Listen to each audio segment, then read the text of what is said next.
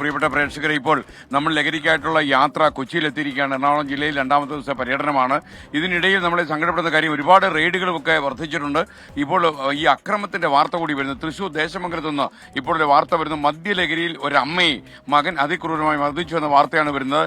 പതിപ്പറമ്പിൽ വീട്ടിൽ ശാന്തയ്ക്കാണ് മകന്റെ ആക്രമണത്തിലൂടെ പരിക്കേറ്റത്. മകൻ സുരേഷ് മദ്യലഹരിയിൽ വടികൊണ്ടടിച്ച് പരിക്കേൽപ്പിച്ചു അമ്മയെ. പെറ്റമ്മമാർക്ക് ഇങ്ങനെയുള്ള അക്രമങ്ങൾ സംസ്ഥാനത്ത് ഉണ്ടാകുന്നത് ഈ ലഹരിയിലാണെന്ന കാര്യത്തിൽ സംശയമില്ല. കൂടുതൽ വിശദാംശങ്ങളുമായി തൃശൂരിൽ നിന്ന് സൂരജ് സജി തത്സമയം ചേരുന്നു. Good morning Suraj Saji, welcome to Ernakulam. എന്തൊക്കെയാണ് വിവരങ്ങൾ?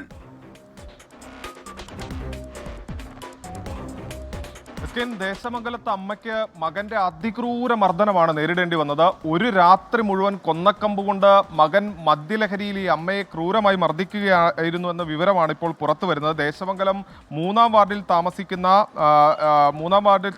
70 വയസ്സുള്ള ശാന്തയ്ക്കാണ് ഈ ക്രൂരമായ മർദ്ദനത്തിന് ഇരയാകേണ്ടി വന്നത്. 41-കാരനായ മകൻ സുരേഷാണ് ഈ ശാന്തയെ മർദ്ദിച്ചത്. ഇന്നലെ മദ്യപിച്ചെത്തിയതിനു ശേഷം അമ്മയുമായി വാക്കുതർക്കത്തിൽ ഏർപ്പെടുകയും പിന്നീട് ഈ കൊന്നവടി വെട്ടി രാത്രി മുഴുവൻ മർദ്ദിച്ചു എന്നുള്ളതാണ് പറയുന്നത്. വലിയ രീതിയിൽ ശാന്തയുടെ കരച്ചിലൊക്കെ കേട്ടു. രാവിലെ ഈ നാട്ടുകാരെത്തി നോക്കുന്ന സമയത്താണ് ശാന്തയെ അവശ നിലയിൽ വീടിനുള്ളിൽ നിന്ന് കണ്ടെത്തുന്നത്. ഈ എല്ലിനടക്കം പൊട്ടലുണ്ട് എന്നുള്ളതാണ് നിലവിൽ പോലീസ് തന്നെ വ്യക്തമാക്കുന്നത്.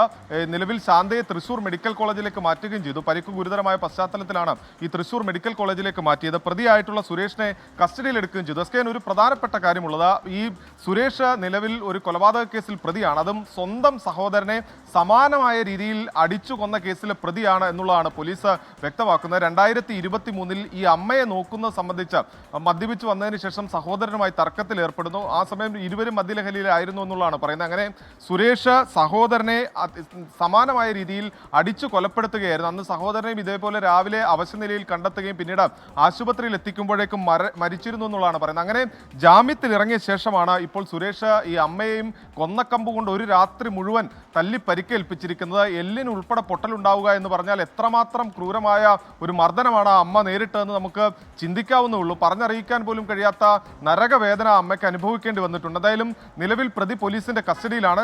കൊലപാതക കേസിൽ, സ്വന്തം സഹോദരനെ കൊന്ന കൊലപാതക കേസിൽ ജാമ്യത്തിലിറങ്ങിയ പ്രതിയാണ് അമ്മയെ അതിക്രൂരമായി മർദ്ദിച്ചത്. ഇവർ രണ്ടുപേരും മാത്രമാണ് വീട്ടിലുണ്ടായിരുന്നതെന്നുള്ളതാണ് പോലീസ് വ്യക്തമാക്കുന്ന എസ്കേ.